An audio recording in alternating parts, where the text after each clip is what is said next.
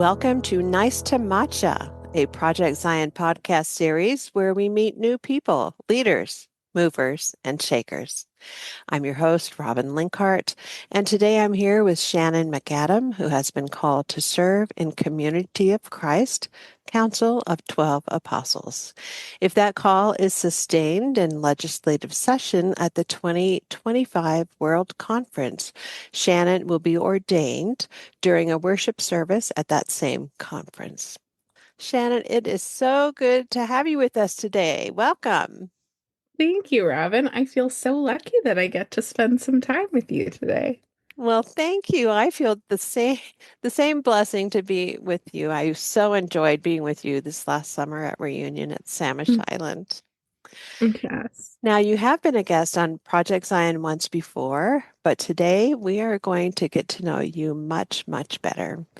So let's start with the basics. Take a minute and just introduce yourself to our listeners. Thank you. My name's Shannon McAdam. My pronouns are she, her. I live on the west coast of Canada on the traditional territory of the Coquitlam and Coast Salish people. I live in the suburbs of Vancouver, if that's a better reference point for you, in some place called Port Coquitlam.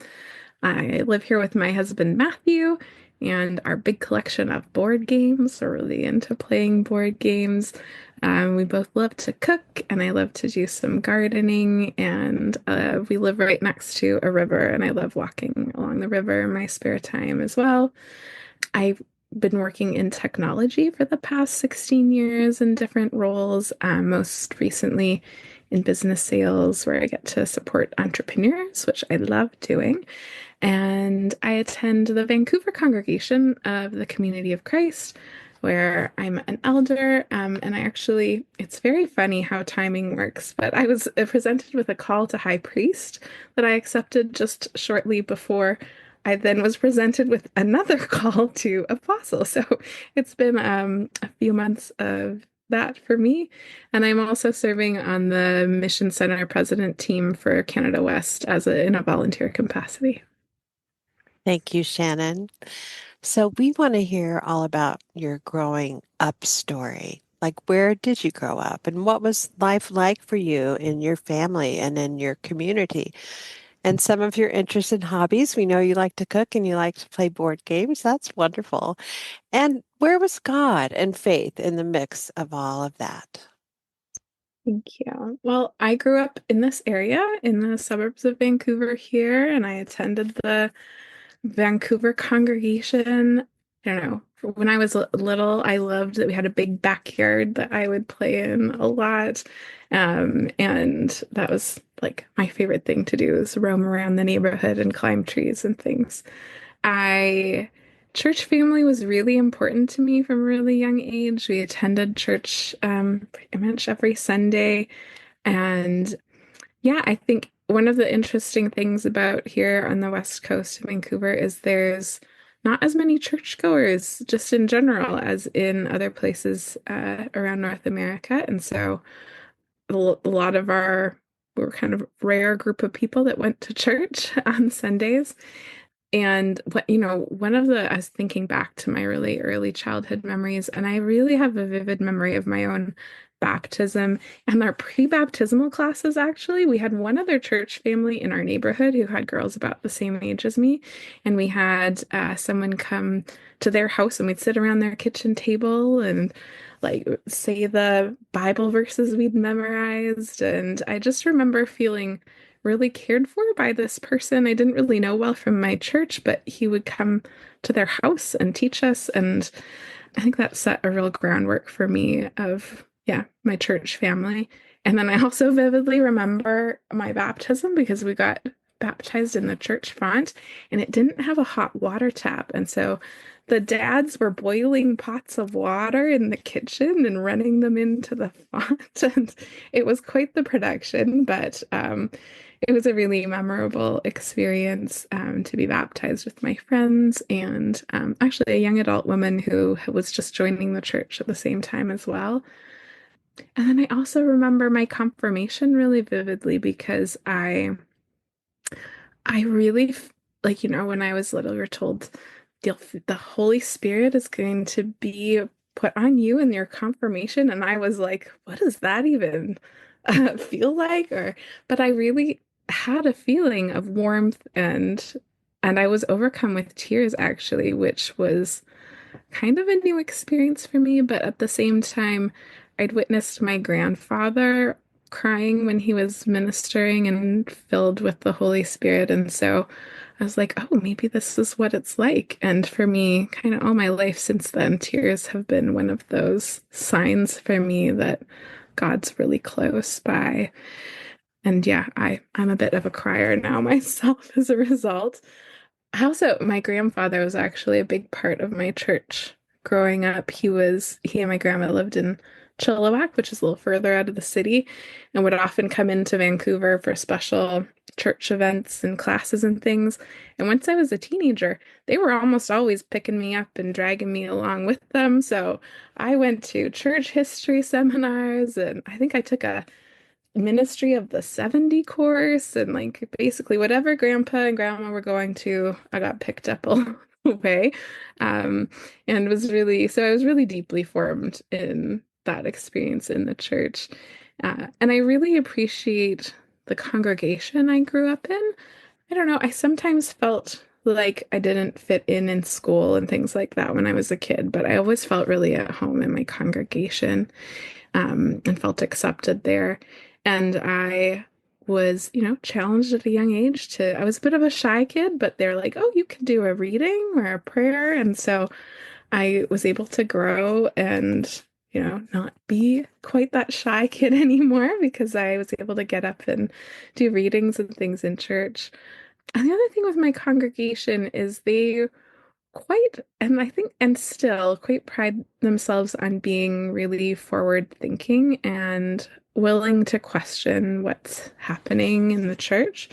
And so, for example, like when I was a kid, they brought forth, legislation to World Conference about women's ordination before that was a thing, and open communion before that was a thing. And so, being formed in this place where it was okay to question the status quo and it was okay to, try to open the doors wider and make the table bigger for more people was a big part of what it meant to do church. So it wasn't just about like a personal faith type of thing. It was also how can we make the world better for more people and how can we make the world of our church better for more people. One of the frustrations I had as a kid is that no one would give me easy answers to things, which looking back was probably one of the best gifts that I was given. But it was frustrating when I was like early teenager that no one would kind of tell me what to believe.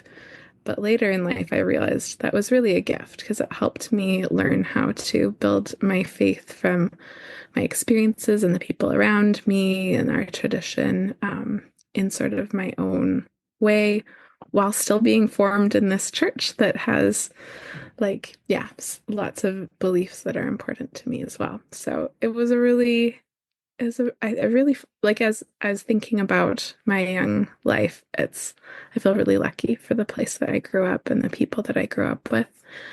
I went to church camps as a kid every summer, went to reunion. I often, especially in my later teenage years, I felt like church camp was like the one place where I could really be myself because I could talk to my friends about God and the meaning of life and all of these big questions that I was wrestling with. And those were, not something I could talk about at school or things like that. But it's something I could talk about at camp and feel really open about. And so, yeah, and I think probably there was a really like kind of a turning point year for me was when I was 16, the summer I was 16. I had the opportunity to go to IYF and Spectacular. It's the one time I went to Spectacular, because it's a big trip to take from over here, and an expensive trip in some ways. And so I raised money in my local congregation and was able to go. I was not a sporty person, so I sang in the choir and things like that, and cheered on all of my friends in their games. But I had a really that summer I was reading a book called The Dance of the Dissident Daughter by Sue Monk Kidd, which is an early sort of feminist theology, not really like an academic text, but more of sort of like a popular book. And it was really opening my eyes to different ways of thinking about God and about my faith. And I grew up in this place that was quite liberal and open to those kind of ideas. And when I was at Spec, I really felt a bit confronted by very male language about God that I wasn't as comfortable with. We'd used a lot of gender neutral language about God when I was a kid. And so I found it a little bit, yeah, I wasn't sure if I belonged because it's like, this isn't quite the church that I know. But I, tried to keep an open mind about things. And I was sitting in the choir one morning. We had just rehearsed getting ready for the morning worship service, and someone came up and said, "Oh, the person that was supposed to pray in English this morning backed out at the last minute. Was someone pray from the choir?" And my hand shot up kind of involuntarily, and I was like, "Oh, I guess I'm doing this." And they're like, "Oh, thank you, really appreciate it. Here's we'll give you the mic, yada yada. Here's when it will be." And so we had our morning worship, and I came to my turn to pray, and I took the mic, and I decided to start my prayer with loving Mother God. And I don't know, it still gives me shivers to say that today. And by the time I don't really know what else I said in that prayer.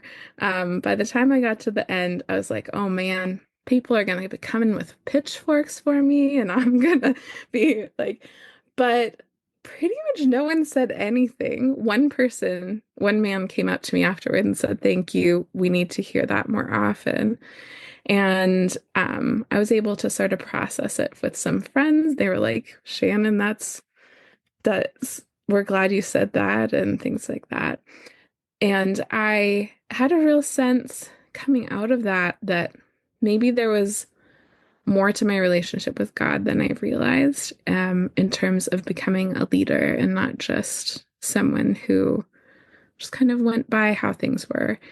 And I loved International Youth Forum, IYF. I had my first visit to the temple, and it was just an incredible, incredible experience. 1997, the temple was still really new, and it was, yeah, and just to have that place filled with teenagers and the experiences in worship were just so beautiful. I still like remember the feeling of being there and feeling a part of things, a church much bigger than just myself and my local congregation.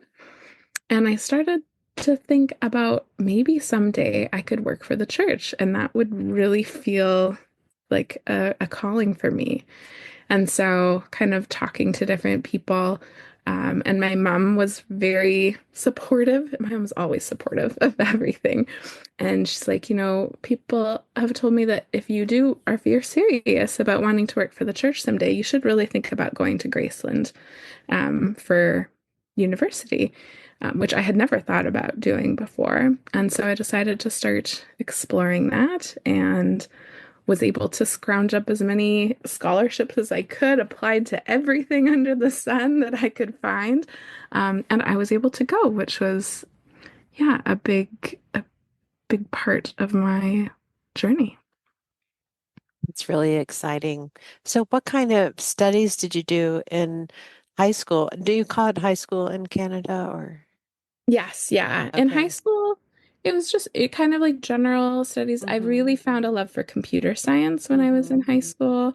And I loved working with computers. And I also actually, my other favorite thing in high school was choir, of course. I loved to sing and drama. Mm. From that shy kid to this young woman who really enjoyed being on stage and acting, it was a big change, but it was some of my favorite times in high school. And I had some really wonderful neighborhood friends who, yeah, they were all sad when I said I'm going to be going away to Iowa Ah. for university. A lot of them were like, "Oh, is that where the potatoes come from?" I'm like, "No, that's Idaho." It's a different place. Iowa's right in the middle. But yeah, it was a really important time for me. Yeah. So you're off to Graceland. You've had some really deep experiences with the divine in lots of different ways, a very rich sense of community in your congregation, and lots of support for pushing boundaries and asking hard questions and exploring. So you're off to Iowa in Middle America. So tell us all about college and then what comes after that as your ministry expands and you take on various church roles and your career. Yeah. I mean, I still call great going to Graceland my big intercultural experience. So, because I know it sounds a bit weird, but moving to the Midwest from the West Coast of Canada was really I had a lot of culture shock, and I didn't realize it at the time, I think entirely until I'd been kind of through my first year, that I was just, there were so many things that were so different from home that yeah, it was a hard time for me. And I would say overall, I'm really glad I went to Graceland. I met some amazing people there. But there were some really hard times there for me as well, of that feeling different from other people and feeling wondering how much I belonged and trying to understand things like American politics and how divisive that was for people. And yeah, it was all very, yeah, very foreign to me, which I know is probably hard to understand maybe for some of your American listeners, but hopefully people, and I think sometimes people assume the US and Canada are really similar. And in some ways we are, but there's other ways that life is very different. And so I really felt that in being there, but I'm really grateful in a lot of ways that I had that experience because it gives me some empathy for other people who experience those sort of culture shocks and things when they experience different places. But I did have some places where I really felt at home. Actually, my house, my Paloma sisters at Graceland always made me feel like I belonged, and I have so many fond memories. I think, I was a very, very serious child, a very serious teenager, and my experience at Graceland, they definitely helped me loosen up, and I have fond memories of our shenanigans of mudsliding and paving the bell and all of these silly things that I learned to really enjoy. I even, gosh, my senior year at Graceland, we climbed the water tower and rappelled off the side. Like, man, if you had told me as the serious, rule-abiding teenager that I would do those things, I'd be very surprised. So I had a great time. And I was a house chaplain and a crescent and a house president. And so in those ways, I really learned a lot.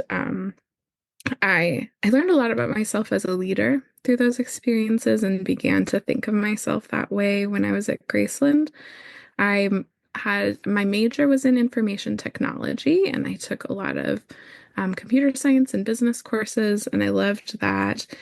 I was the only woman in all of my computer science classes, which was a little bit crazy to think back to. And so yeah, just that feeling a bit different was part of it.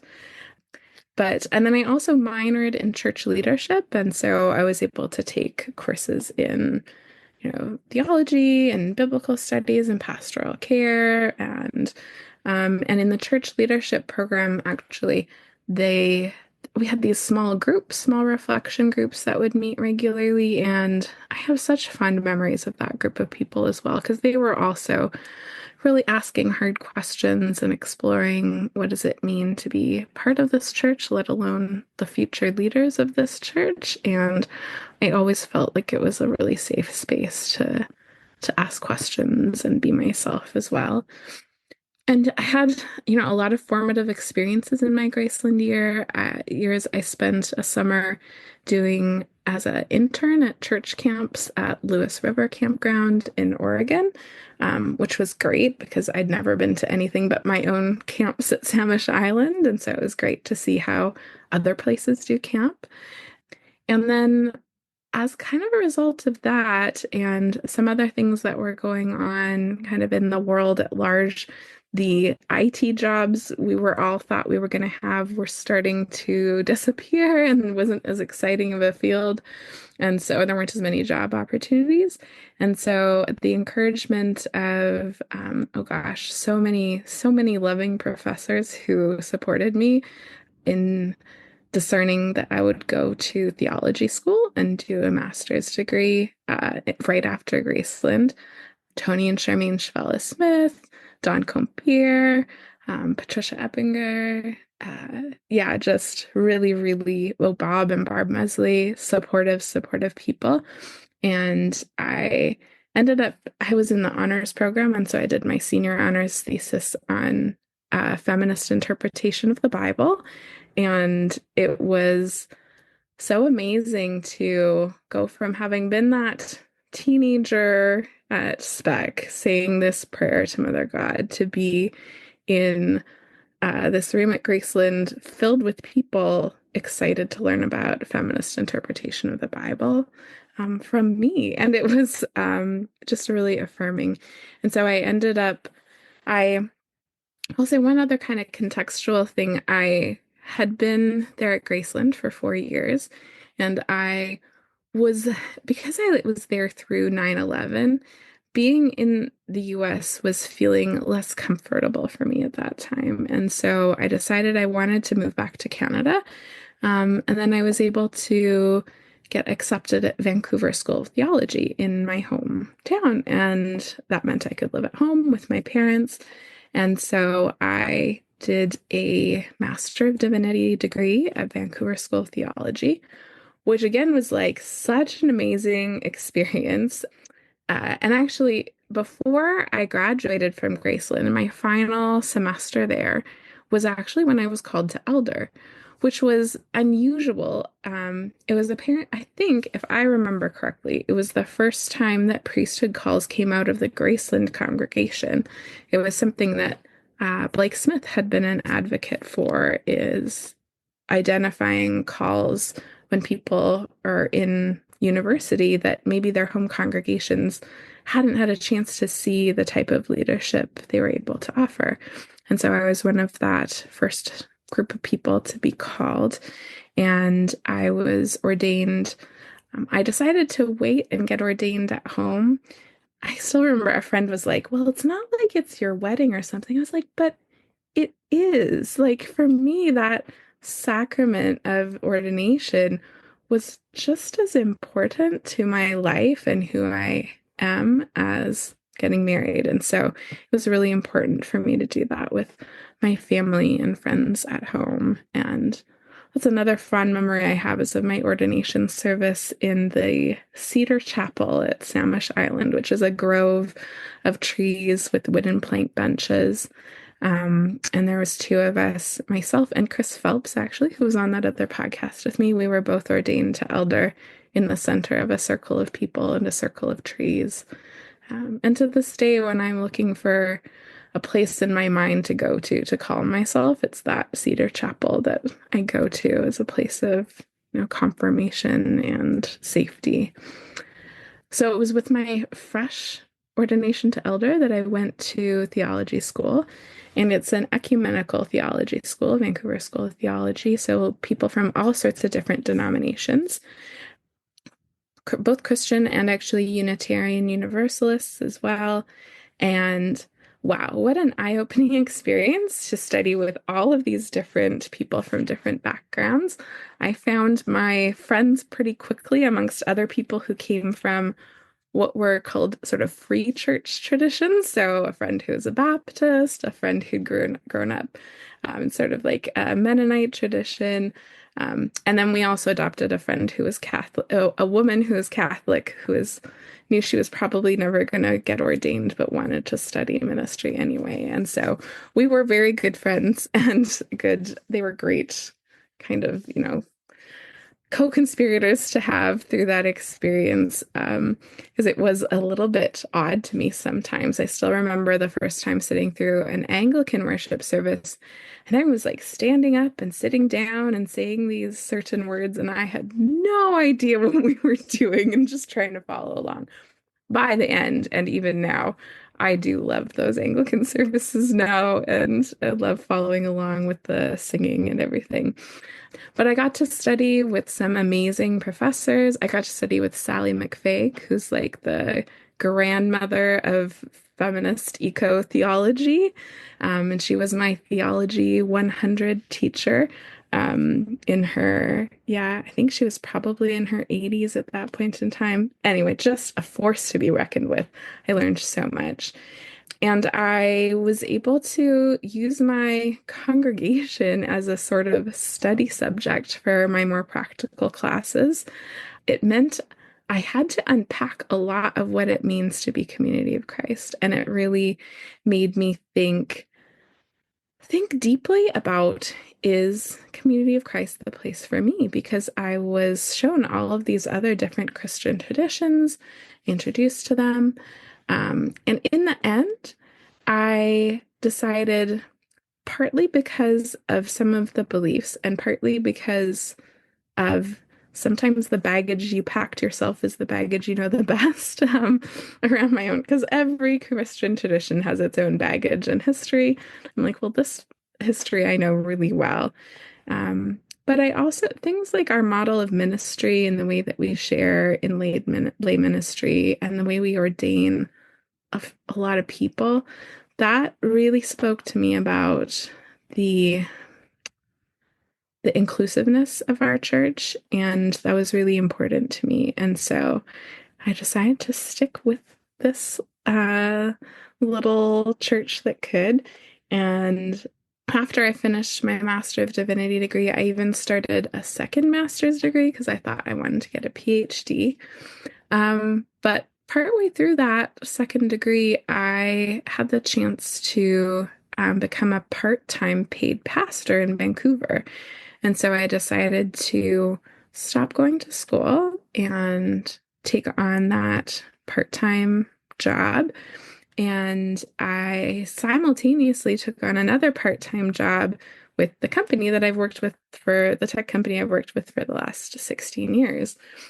And so that paid pastor job was really hard for me because I was still quite young in a lot of ways, and I was saying yes to everything, and I figured I could do everything. And I burned out a little bit. I wouldn't say a lot, but I realized that it was a hard thing for me to balance these different expectations around having two jobs, having a life as a young person, dating, and all of these different things at that time.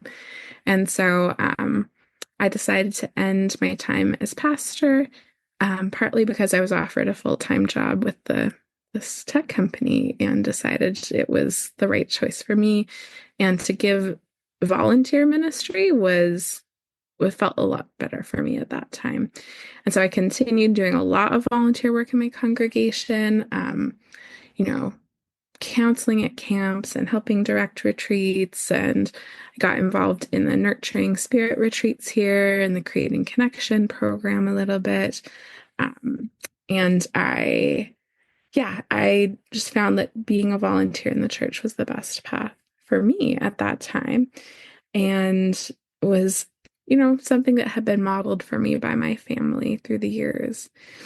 And looking back, I'm like, I did so many things. I was on the theology formation team for a little while. I helped with, I don't know, there was this young adult podcast that some people tried to start. And I remember taking a recording around to people in my congregation, interviewing them, like just all sorts of things. I also did a summer of World Service Corps. I volunteered in Detroit, and had an amazing experience there. So yeah, all sorts of different interesting experiences volunteer-wise that I found myself in. And then in my career that I ended up stepping into from a part-time job for this tech company to a full-on career.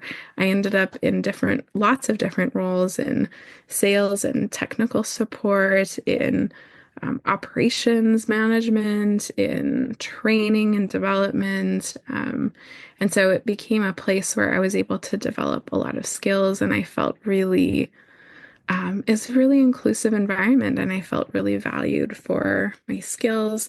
And it was great to have a job where I actually just, at the end of the day, clocked out and could leave it behind. And I was able to devote my downtime to church, and I ended up on the board of a local nonprofit here that's run by church members called Agape Society. We run a house for folks that young people who need a little bit higher level of support in learning to live independently. And so that being on that board, being president for a little while was really a great experience for me. Um, and then, I don't know, somewhere in the midst of that, I met my husband, Matthew. I think we met actually when I was pastor. We dated for a little while, and then we were both like, we thought, like, oh, maybe this isn't as serious as we think. Let's just be friends and date other people. So we were friends for several years until he and I were both single again. And he's like, well, I really like you, Shannon, and I would like to get back together. And I was like, oh, well, I don't know. Yada, yada. I had excuses. And so we stayed as friends, and I was out on a date a few months later, or I was supposed to go on a date, and the person canceled at the last minute. And I was like, my first reaction was, oh, good. Now I can go hang out with Matthew instead. I was like, oh no, I am dumb. Like I am clueless. Matthew's the only person I want to spend time with. I don't want to go on these dates with other people. And so I went to him and I said, I know this is crazy, but can we revisit that question you asked me a few months ago? Can we get back together? And he's like, it's for real this time, Shannon. He's like, we're not messing about. Like, you are the person I want to be with, and that's all. And if you're in, you're all in. Um, and I was like, yep, I'm all in. I don't know if people are familiar with the movie When Harry Met Sally, but there's this line at the end where Harry says, when you realize you want to spend the rest of your life with someone, you want the rest of your life to start as soon as possible. And that's definitely how Matthew and I felt. And so, not long after that, we knew we wanted to get married at some point, but we weren't sure when, and we needed to save some money first. And so we moved in together, and my congregation was okay with that. They were okay with me continuing in my priesthood ministry while Matthew and I lived together. They realized that I was having a partner at home to support me, actually, in many ways, made me a better minister and a stronger person.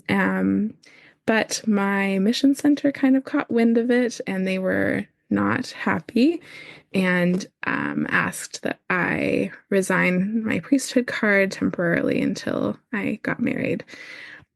And that was really hard because there were a lot of people in my congregation that were really angry about it, and a lot of folks just feeling like rules were being abided by arbitrarily without consideration of the individual person and what I was contributing to the congregation and things like that. And my congregation, again, was so supportive. There was this one spiritual mentor and friend of mine who, before every communion service, she would drag me into the back to pray a blessing on all of the priesthood members that were going to serve communion. And she didn't want me to ever feel like I wasn't an important minister in the congregation. I get a little bit choked up thinking about it, feeling so loved. But it did impact how my feelings towards the church. And I went through a time where I was still like running a spiritual practices group every other week and involved in kind of the spiritual side of things. But I took a step back from a lot of the other ministry and volunteer roles that I was in because I wasn't sure yeah, how I felt about everything. And eventually we did get married and we had a beautiful wedding that I loved. And my priesthood was reinstated, but I always felt this, after that, I felt a little bit of a disconnect of like, is this really a place for me? But some people in my congregation decided to put some legislation forward to World Conference to try to push for more acceptance of priesthood members in different types of relationships, which of course got tabled or referred to the first presidency. But thinking about, that context I grew up in where instead of just accepting things the way they are, instead questioning and, trying to push for a bigger table and a bigger circle. And so that I slowly started to kind of get more back involved with different church things.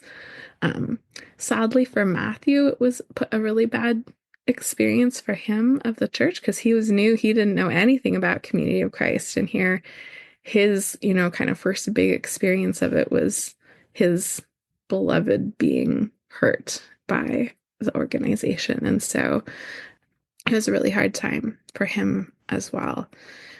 And so, yeah, I started kind of slowly getting back involved with things, going to camp for one day or 2 days, and slowly kind of building back up my involvement. And then the pandemic came, and I was working from home, and our mission center president was stepping down and had asked for a group of people to volunteer to take on the role in a volunteer capacity instead of the paid capacity. And this was not something that I had thought about ever doing. But several people reached out to me and said, Shannon, we think you would actually be a really great person for this role, given your background in technology and your leadership skills. And it really made me think about, oh, maybe there is a spot in leadership here for me. And so I thought about it and decided to say a conditional yes. And my conditional yes was that I would not do it alone. I needed to have other people with me. And yeah, I guess that kind of takes us up to 2021 when I became part of the Mission Center president team for Canada West. And what a year to do that in the middle of a global pandemic and on the heels of some really hard things in your life and your journey with ministry and with the church. So you took it on a kind of a conditional basis. So what brought you to stepping in, being all in, so to speak, uh, in that team of how many were on your team for Mission Center president? Yeah, that at first there was three of us, myself, Kat Goheen, who I'd actually gone to Vancouver School of Theology with. She and I were companions there, and she's so smart and so much spiritual depth.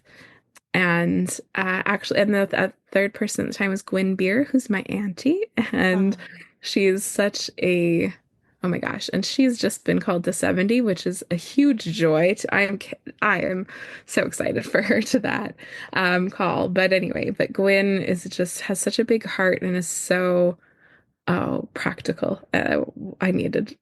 I wanted someone on our team who had that kind of practicality to them.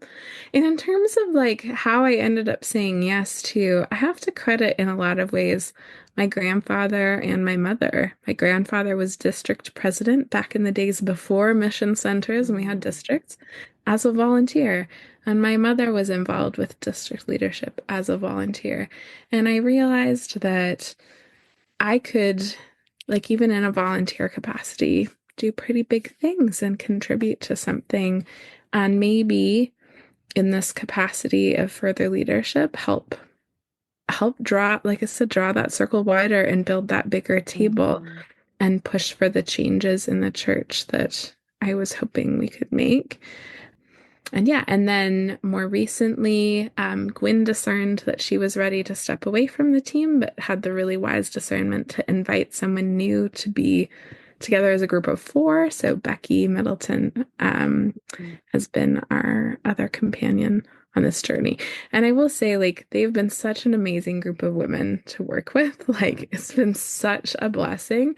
And early on, we decided, if anything seems really hard and we feel really alone, that's our cue to like call someone else or send a message to someone else in the group and say, like, hey, I'm doing this really hard thing and I'm not sure what to do or I'm not sure what to say. And just remember that we're not alone in this leadership and that we're here for each other. And that has been a huge gift to me and a huge part of being able to, yeah, continue that, um, find that balance between the full-time work life and Mhm. having another job that's not paid on the side as well, which has some really, really busy times and some really easy times. Yeah.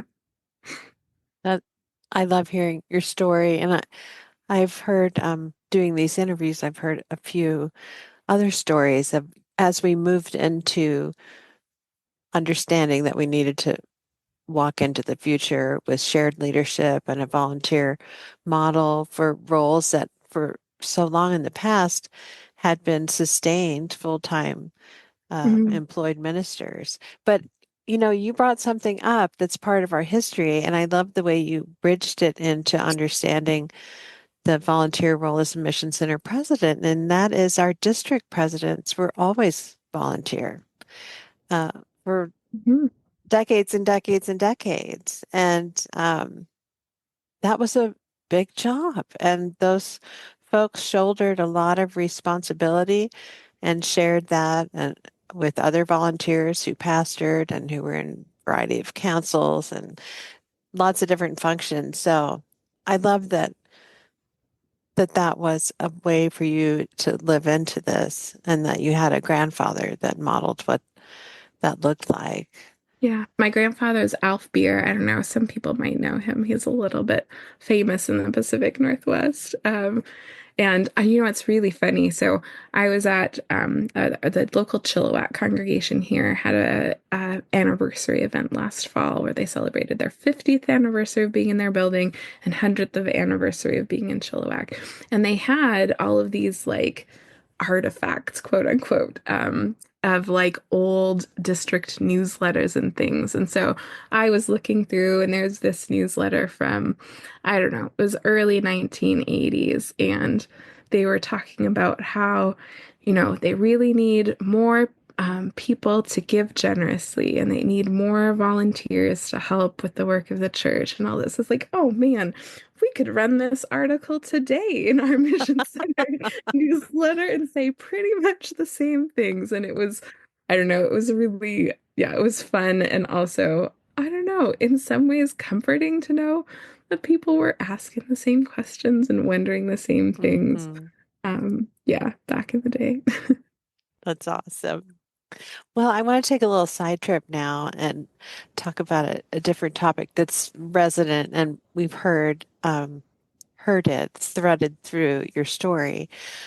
It may seem odd, but often as ordained ministers, we can be so consumed by the doing of ministry and church life and all, everything else that we carry in our life, that we find ourselves neglecting the being aspect of discipleship and ministry and the continuing need of our own souls.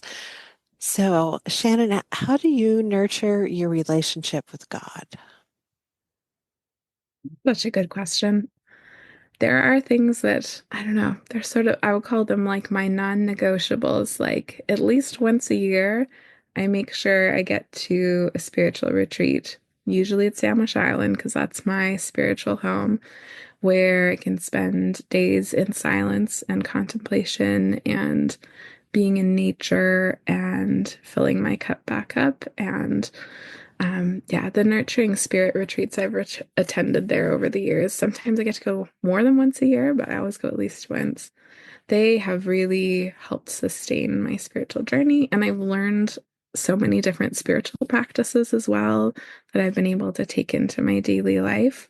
I, my other thing, you know, I've always had a kind of off and on again meditation practice, but a few years back, I was in a really difficult time at work in my work life. I was not getting along with one of my colleagues very well, and he accused me of always being so negative. And I was like, that's not me at all. Like, mostly people complain that I'm too positive. So I don't understand where this is coming from. But I took it as a sign that maybe I wasn't showing up as my true self at work and maybe in other places in my life as well. And I decided to get really regimented about starting my day with a meditation practice. And in those first few months, it was a guided meditation that I would turn on an app, and I would sit early in the morning before I started my day and listen to that guided meditation. And it really helped me begin to root myself back into my true self, the self that God wants me to be, I think, in a lot of ways, and to meet with the Holy Spirit on a regular basis. Um, when I felt a little bit more back to myself, I decided to make it more, I call it daily-ish. So I try to, like, 4 out of 5 work days a week, I'm up early in the morning, and I've tried different practices. Lately, it's usually pulling a card from like a spiritual deck of cards and contemplating the images and the words there, and beginning my day in that kind of way. And it has really helped sustain me for the long haul. And I never thought I would be the kind of person who got up early to meditate every morning. But it turns out it has just been a real gift to my life and to staying connected with God. And then my other non-negotiable is every night, since I was about 12 years old, I write in a journal and reflect on my day. Um, and that helps me kind of keep track of how I'm feeling and what is important to me. Kind of like, I don't know if folks are familiar with the prayer of examine, which is a spiritual practice. So that's kind of what my daily journaling is. And then actually every week on Monday nights, I have a group of women I join online, and we pray the prayer of examine together and then share about our lives. So all of those things help keep me connected to God and tuned into the spirit moving in my life. I love that. Those all sound really nurturing. I just kind of felt my spirit just kind of sink into a center as you're talking. It was really wonderful. Oh, right. So we would love it if you would tell us about receiving your call to the office of apostle. Well, it was very unexpected, let me tell you that. It was, and it's really funny sometimes how God works in our lives. I want to go back a little bit to the spring of last year, so spring of 2024. I was scheduled to go to Toronto in my Mission Center president team role to represent our team at a memorial service for Dar Shepherdson, who had recently passed, who was the Bishop of Canada up until the time that he passed away. And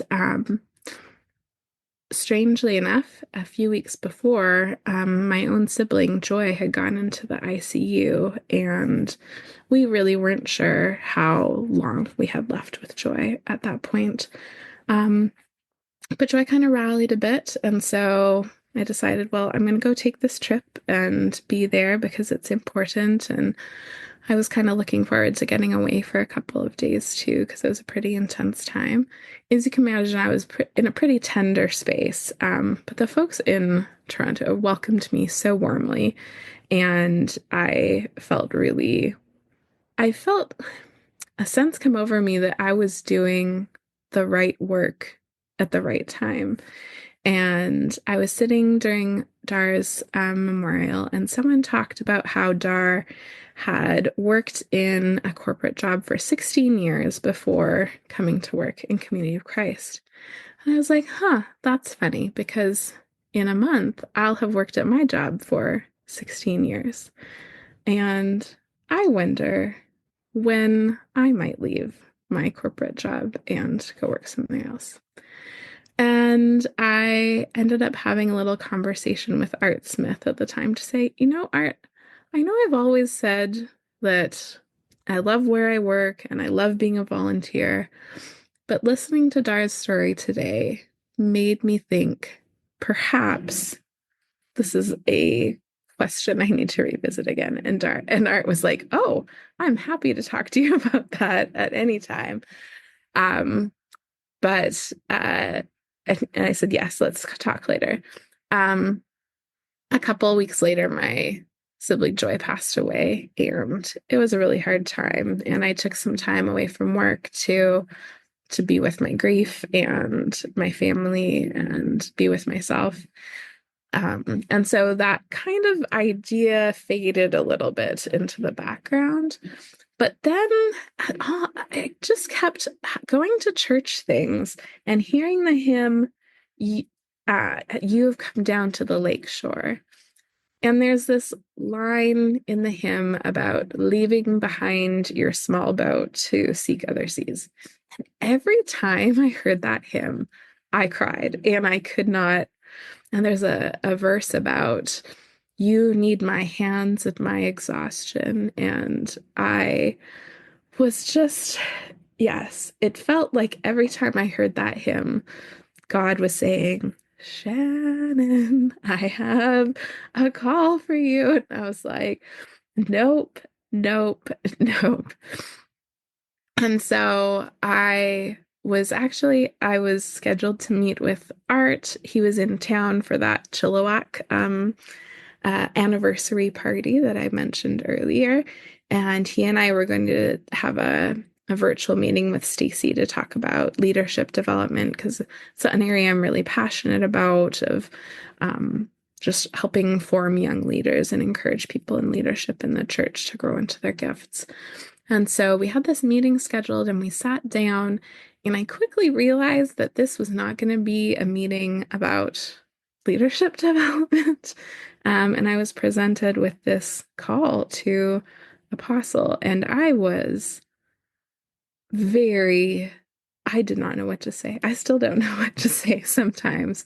Um, and, but there was that, feeling in the background that I'd been having.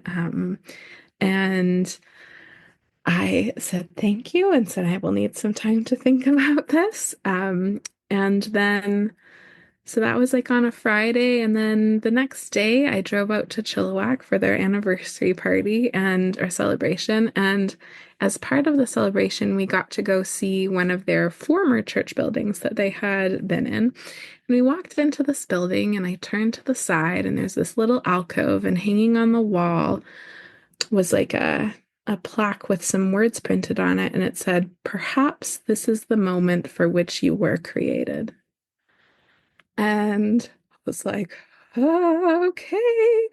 And then down in the basement of this church was a bulletin board, as church basements have, with this net with fish in it hung over a map of the world. And it was like, I don't know, I felt a little bit like Jonah or something, like running away from God's call, but God was not going to let up easily.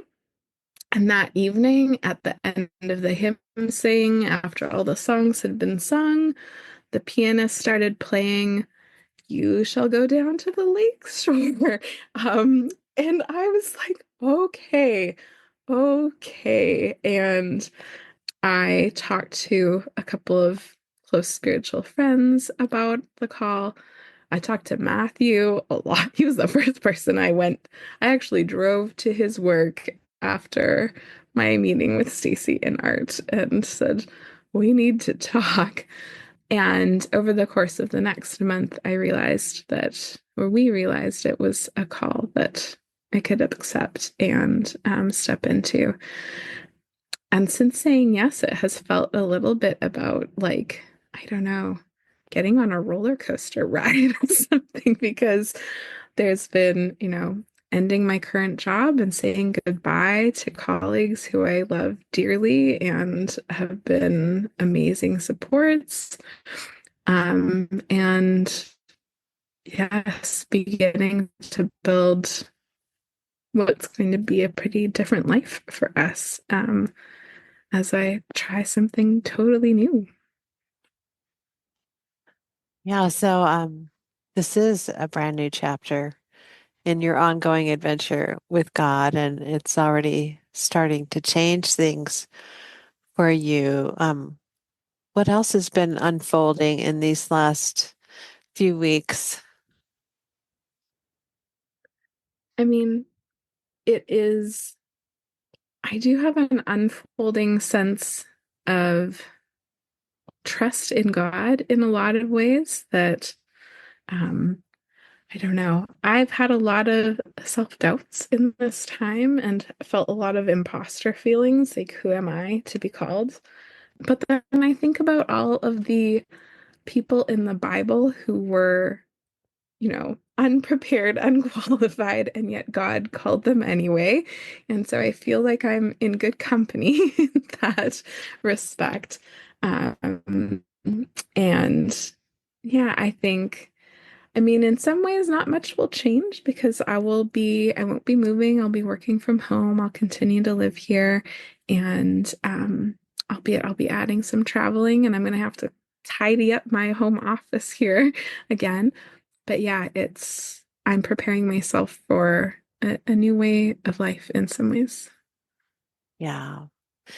So, Shannon, what are your hopes for Community of Christ into the future? And how do you see God moving in the world today? And how does that connect with our movement, this peace movement, this journey people, and the heart of God's vision for all creation?